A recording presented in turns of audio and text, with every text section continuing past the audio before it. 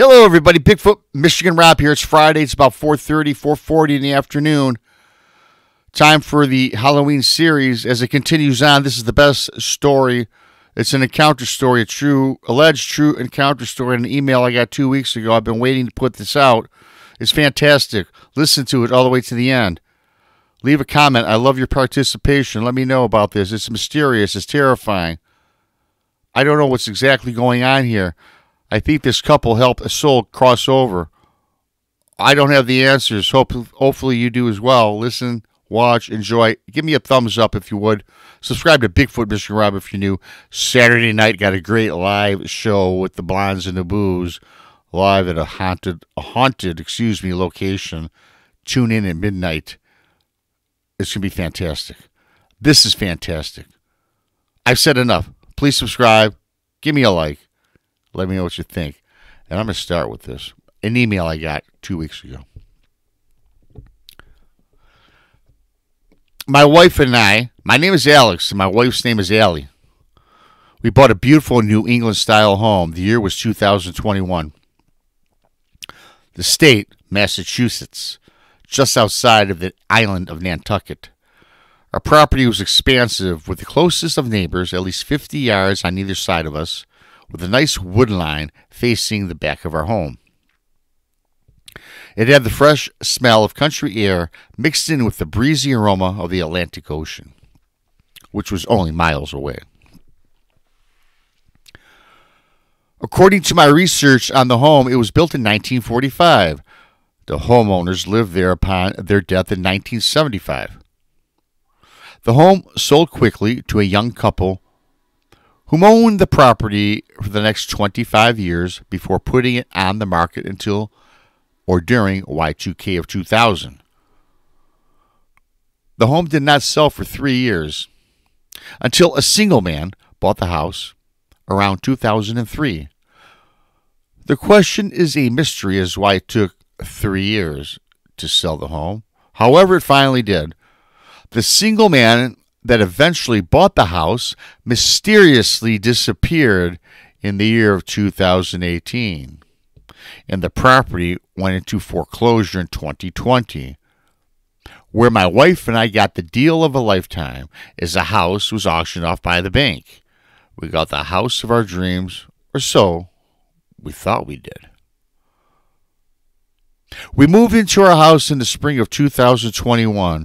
The house was updated on both the exterior and interior twice during its being built in 1945. Allie and I had decided with the money we saved on the home that it was time for a third facelift, both inside and out. We wanted to keep some of the original structure and aesthetics to keep its original old-style New England brand, but thought it needed some fresh breath of the current era. We drew up our plans and estimated to finish it. It would take 12 to 16 months to complete. We were not in a rush. We were simply ecstatic about our new property and life together. We settled into our home for 3 months, and the renovation had just started. I plan on doing a lot of the work myself, and hired on a local building company to handle the work that I was not experienced in and that required more of the heavy excavation work. Later at night, while Ellie and I were off to bed, we heard footsteps in the attic of the house. Ellie and I were startled. I got out of bed, went to pull down the stairs that led to the attic, and I went up to investigate. Upon getting to the top of the stairs, the footsteps grew louder and moved more quickly. Before I looked up in the attic, I yelled out, "Who's there?" The footfall immediately stopped. I proceeded up into the attic with the flashlight in hand. I was relieved, that nobody was there. I kind of laughed to myself, knowing that nobody possibly could have been there. The attic itself is empty. It is a huge open space that encompassed the entirety of our home. I started to walk about. The rafters are sound. While I walked, you could not even hear a creaking in the rafters and flooring. The floor was extremely deep with dust. I thought to myself, not a single person has been up here in decades. I proceeded to walk to the egg-shaped window at the peak of the house that looked into the front yard. I was maybe 10 feet from the window when indented deep into the dust were large footprints. They went to and fro, back and forth. The print took on the look of a boot. It was very distinctive due to the depth of the dust, and I could even see the ridges and soles of the boot. Fear did overtake me for a second. I rationalized that maybe a contractor was in the attic from earlier in the day. However, no work was to be done in the attic, and I would assume that multiple prints would have covered the entire attic floor. These footprints were in just one distinct location only, as described earlier. I went back down to tell Allie, waiting at the base of the stairs, telling her I found nothing and we should not worry. I, however, started to worry. I was going to make it a point to ask the contractors in the morning if anybody went into the attic. I went off to sleep. The very next morning, I spoke with Roger, the lead contractor on the job. I half-heartedly asked him if anybody went into the attic. He gave me a puzzling look and said, well, no. Then he asked why, knowing full well that work was not to be done or performed in the attic. I kind of laughed and said, oh, no reason, and offered him a cup of coffee to change the subject. 2 weeks went by, and all seemed normal. It was the nighttime, and my wife and I were in bed, kind of laughing about the prior incident, and started to joke with each other about, well, that we have ghosts. Of course, we were just being playful. We drifted off to sleep. Suddenly, Allie and I were awakened by a pressure and a kind of stomping at the edge of our bed. I recall the clock on the far wall. It read 3:42 a.m. Everybody watching and listening, 3:42 a.m. is key, okay? To our sheer terror, at the edge of the bed was an apparition of a male figure standing at the bed's edge. The figure was tall. It sported big work boots that were clearly solid, unlike the transparent human body. The male entity drew horrifically close to Allie and I. It leaned down. It opened its mouth wide, and audibly, we could hear the words, "Release me, release me." Then, in an instant, it vanished. Allie and I held each other tightly for a moment and raced downstairs to the kitchen. We spoke for all hours until sunrise, trying to process what we had witnessed. We came up with no idea or conclusion other than we feared our house was now haunted. The ghost-like entity would continue on for the next 3 days in a row, visiting us at the edge of our bed, drawing close and whispering those words, "Release me." Allie and I were at our wits' end. We could not sleep. We felt trapped in our home. Why was this happening to us? I called Roger and stopped all work on the home, citing a family illness and that I would keep in touch. Roger reluctantly agreed, but wished us well.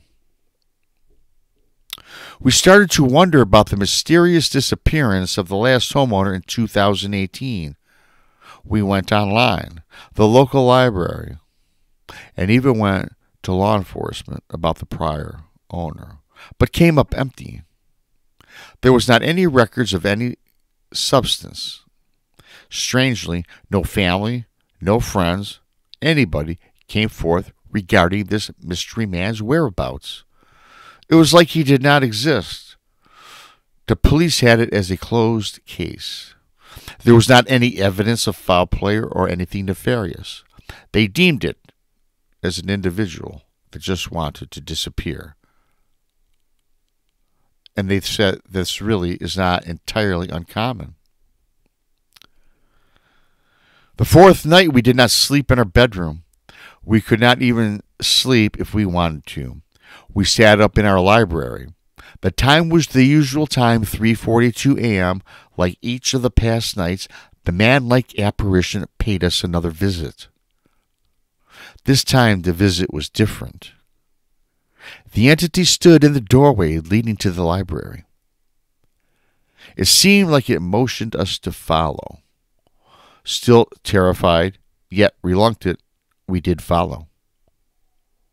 The apparition led us to the door that led to the basement.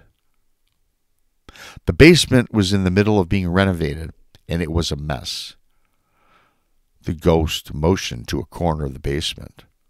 There, a shovel leaning up against the wall elevated and traveled about 10 feet before dropping to the ground.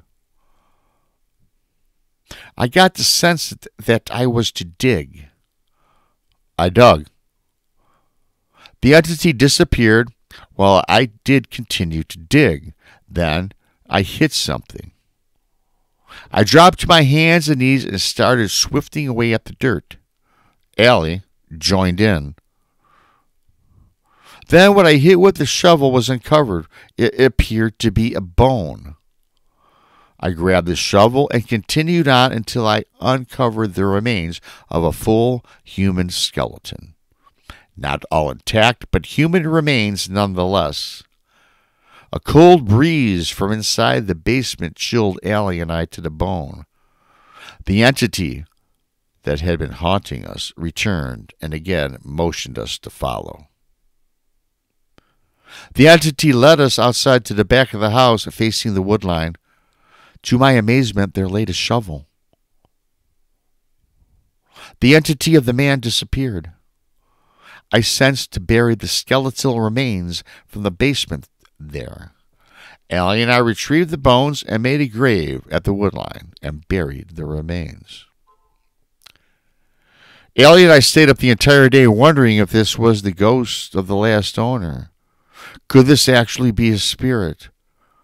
Well, in the pit of our stomachs, we feared that we would find out soon enough when night approached. Allie and I reluctantly went to sleep, now back in our bedroom. We fell to sleep. My cell phone alarm went off. It was 3:42 a.m. I never set my phone alarm. Never. I never, ever do. Despite the phone alarm strangely going off, we realized the man-like entity did not return. I believe we released him in a strange way. In fact, after the burial, we never saw him again. For the record, I never bothered to report this to the police, as it was a closed case anyways. I do know this. I buried the remains of the missing man from 2018. What was his demise? I don't know. And I probably don't want to know. He is at peace. There you have it. What do you guys think about that? Was that the entity of the man, alleged person that mysteriously disappeared in 2018? Was that his trapped soul, his ghost, his entity that led this couple to release him, help him go to the other side? It's a mystery what happened to this guy. I'm glad that the spirit was not nefarious and didn't terrorize them. All this poor soul wanted was to be released. Thought that was a cool story. All the elements kind of terrifying in a way, but in the end, it turned out to be a kind of a cool story. Tell me what you think. What was the mystery? Was this the man from 2018? Give me your thoughts. I love when you guys leave a comment. Give me a thumbs up. Subscribe to Bigfoot Michigan Rob on YouTube.